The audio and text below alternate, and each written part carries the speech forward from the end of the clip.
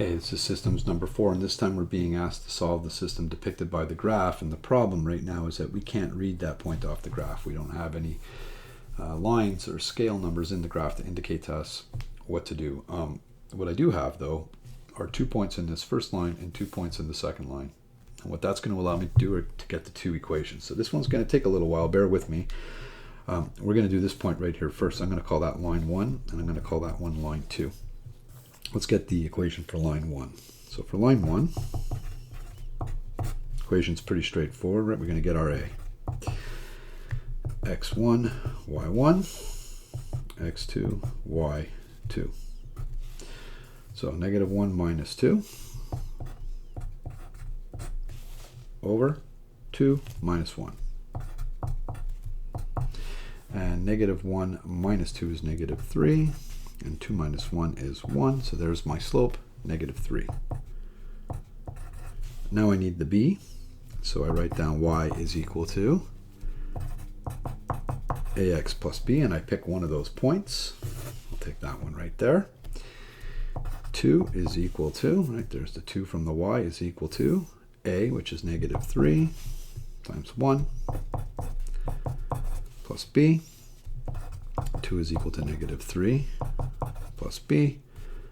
Add 3 to both sides, and I get 5 is my b. So my first equation is y is equal to negative 3x plus 5. It's already in y equals ax plus b, which is nice. So now I'm going to get line 2, because we know we're going to need that. Line 2, again, I have 2 points, so I'm going to call this one x1, y1, and I'm going to call this one x2, y2. Negative 7 minus, so I'm getting my a, getting my a again, and I'm going to go negative 7 minus 2 over 2 minus 5, and that's going to come to negative 9 over negative 3, which is equal to positive 3.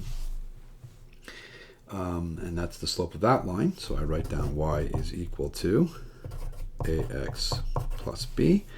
Now I'm going to look for the b of that new line, and I'm going to plug in this xy with the a that I got. So 2 is equal to 3 times 5 plus b. 2 is equal to 15 plus b. Subtract 15 from both sides, and I get negative 13 is the b for that line. So that equation is y is equal to negative 3x, positive 3x minus 13. What I can do now is I can say, all right, there's my first equation. There's my second equation. They're already in y equals ax plus b, so I can go ahead and do the comparison method by taking this piece and comparing it to this piece, because the y's are already isolated. So I'll do that over here. Negative 3x plus 5 is equal to 3x minus 13. I'm going to get rid of my x on the right by subtracting it.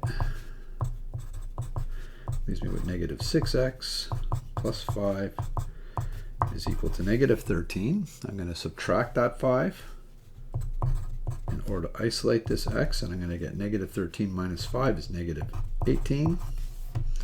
Divide both sides by negative 6, and I'm going to get 3 for my x. Now that I know my x, I can plug it into one of these equations over here. Let's plug it into this one.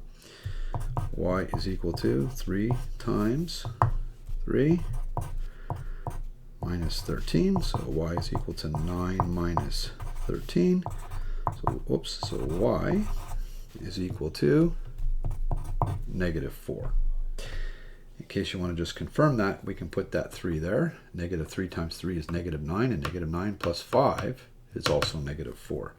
So the point that we just found is 3, negative 4.